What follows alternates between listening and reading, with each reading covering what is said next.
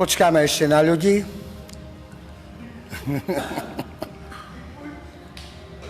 Dek môj Tatránka, dobre. Krásny a príjemný večer vám prajem, priatelia, vy, ktorí nás práve sledujete cez Facebook. Ja už tu mám po svojej ľavici Vierku a po mojej pravici mám Janku. Toto je Gypsy Vierka a Janka, samozrejme, ktoré dneska vystupovali u nás vo Svidníku na benefičnom koncerte.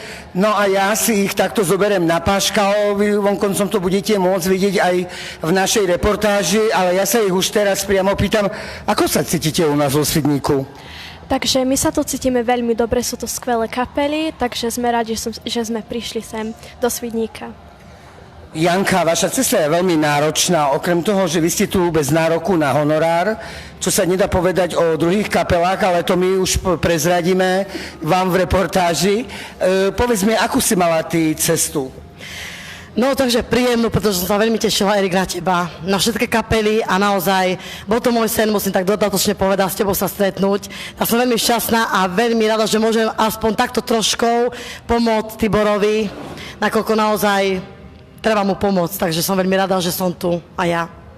Ja iba musím podotknúť, priatelia, že sme očakávali, ako sa hovorí, hafo ľudí, no bohužiaľ mali sme ich tu iba 170, veď vonkoncom vy to budete môcť vidieť v našej reportáži, čo nás nesmierne mrzí. No ale stále ešte sú ľudia dole, ktoré tam sledujú. Ja niečo.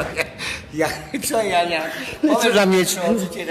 Toto sa mi robia smiešky, vieš, to nie na tebe, kamaráti.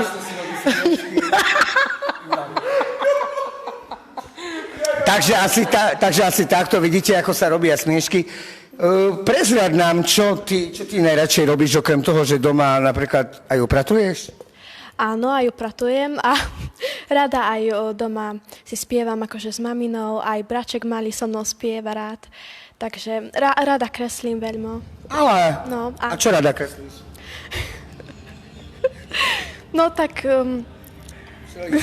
áno, všeličo. Dobre, Jani, ja viem, že ty máš ešte malé baby. Koľko má rokov? No už to v septembri bude mať, 3 roky bude mať teraz. Ako to celé zvládaš ty, rodinu a blá, blá, blá, povedz mi. No, tak dá sa, pretože musím povedať, a toto sa aj pozdravujem moju mamu, na ktorej to všetko je. Takže keď niekde potrebujem ísť na festival, alebo čo naozaj teraz dosť často beháme a sme radi. No, takže mama mi veľmi pomáha s malým synčekom. Takže tak. Vy, priatelia, chceli by ste sa niečo spýtať Janky a Vierky, tak nám píšte, nech to vieme. Nikto nič nepíše?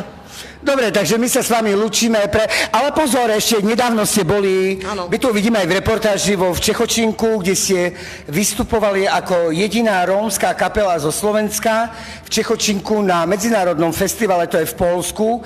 Povedz nám, ako vás tam prijali, aké ste tam mali ohlasy? No, musím povedať, že veľmi dobré, nakoľko vlastne Poľsko má svoj štýl hudby, ako každý, napríklad aj tu na východe. U vás vo Svidníku musím povedať, že viac kapiel je od vás taký jeden štýl. No a tam je to tiež také isté, takže nás privítali s iným štýlom a veľmi dobre sme sa im páčili, takže bolo veľmi dobre. Boli sme tam 3 dní, no naozaj musím sa pochváliť trošku s Vierkou, že sme boli ako jediní zo Slovenska až Čiech pozvaní, takže si to veľmi ceníme a bolo veľmi dobré. Aký je rozdiel medzi rečovou? Je tam nejaká rečová bariéra? Je poznať, že to je poľský, že sú to poľskí Romovia, než tí naši slovenskí Romovia? Alebo ako ste sa dorozumeli tam? No, dalo sa dorozumieť, my sme tam mali svojho prekladača, ktorý nás aj stade akože pozval. Bol to Štiech, ale oni väčšinou poľskí Romovia používajú romštinu. A keďže ja trošku aspoň viem po rómsky, tak dalo sa. Úplne sa dalo. A musím aj to povedať, že tie zvyky ich sú úplne iné ako naše, rómske. Aké? Napríklad, ako ja dospelá žena, nemohla by som si dať čaty, aké mám napríklad teraz. Tam som si musela dokonca dať kroj.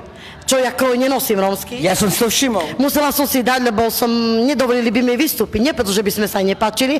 A tam oni majú svoje pravidlá, že proste žena, ktorá je trošku oblejšia ako som ja, nesmie mať nejaké krivky vidieť. Musí byť akože, dá sa povedať, niečo podobné ako islám, moslimci. To nemyslíš vážne. No a keď je suchá jak metla, tak ona si môže. Napríklad Vierka Chudúčka mala Mala pekné šaty, jej dovolili. Ja som mala tiež pekné šaty, nedovolili. Musela som mať kroj. A taký, že... Tak my nechceme, my do Polska nie, my, ktorí sme XXL. My do Polska nie, my pôjdeme do Ruska, tam snáď nám nebudú nič zakazovať. Dobre, priatelia, toto je... Áno, ešte máme dať otázku. No ja som veľmi hrdá na to, že som Rómka. Veľmi som hrdá naozaj, lebo je to pre všetky možné dôvody, na ktoré sme zvyknutí, bez toho by sa už asi nedalo. Máme radi prvom rade naše pesničky rómske a musím ešte to podotknúť, že v Poľsku bieli veľmi uznávajú Rómov. Ja som si to všimol. Oni si dokonca dávajú šiť drahé kroje rómske, cigánske, len preto, že sa tešia na tento festival, ktorý je raz za rok a už sa na to pripravujú celý rok a kroje si dávajú šiť. Som dal tu motor na ono. Takže tak. Beho, poď sem, Eričku.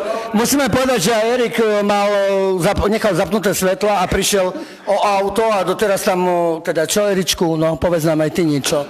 Toto je priatelia, je to skupina Erik Band. Erik, poď sem k nám. Zdravím vás, všetkých divákov. No, jak sa ti podarilo opraviť auto? Ako sa vám to podarilo všetkým? Pomohli nám tu ľudia zo Svidníku.